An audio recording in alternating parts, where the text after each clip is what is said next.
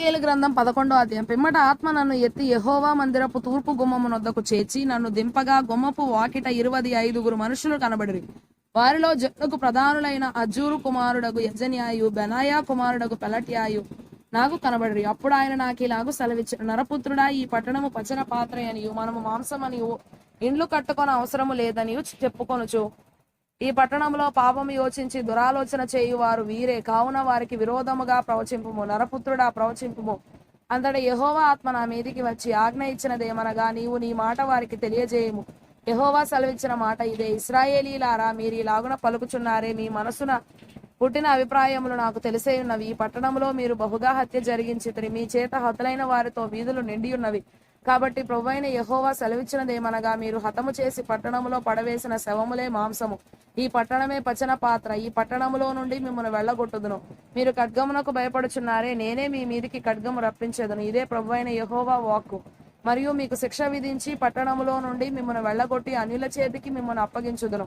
ఇశ్రాయేలు సరిహద్దులలోగానే మీరు ఖడ్గము చేత కూలునట్లు నేను మీకు శిక్ష విధింపగా నేనే యెహోవానని మీరు తెలుసుకొందురు.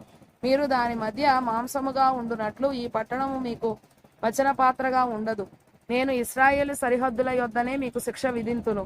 అప్పుడు మీ చుట్టూనున్న అన్యజనుల విధులను ఆచరించుటకై మీరు ఎవని కట్టడలను అనుసరింపక మానితరో, ఎవని విధులను ఆచరింపకపోతిరో ఆ యెహోవానగు నేనే ఆయననని మీరు తెలుసుకొందురు.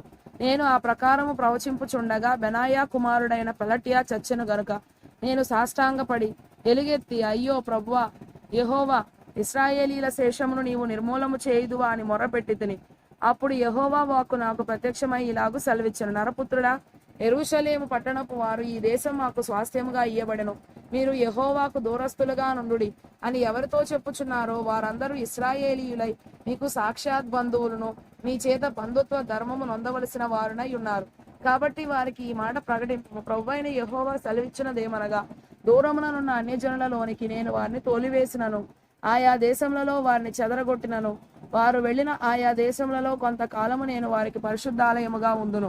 కాగా నీవు ఈ మాట ప్రకటింపు, ప్రభువైన యెహోవా సెలవిచ్చినదేమనగా, ఆయా జనముల మధ్య నుండి నేను మిమ్మల్ని సమకూర్చి మీరు చెదరగొట్టబడిన దేశములలో నుండి మిమ్మల్ని రప్పించి ఇశ్రాయేలు దేశమును మీ వశము చేసేదను. వారు అక్కడికి వచ్చి అక్కడ తాముంచి ఉన్న విగ్రహములను తీసివేసి తాము చేసి ఉన్న హేక్రియలు చేయటం మానుదురు.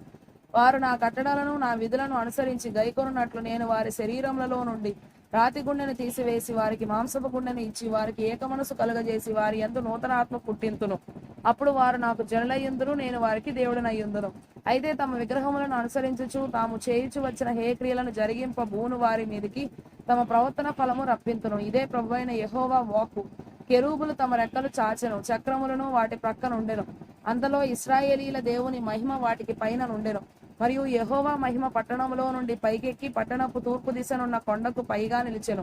తరువాత ఆత్మ నన్ను ఎత్తి నేను దైవాత్మవశుడను కాగా దర్శనములో నైనట్టు కల్దీల దేశమునందు చెరలో ఉన్న వారి యొద్దకు నన్ను దింపెను. అంతలో నాకు కనబడిన దర్శనము కనబడకుండా పైకెక్కెను.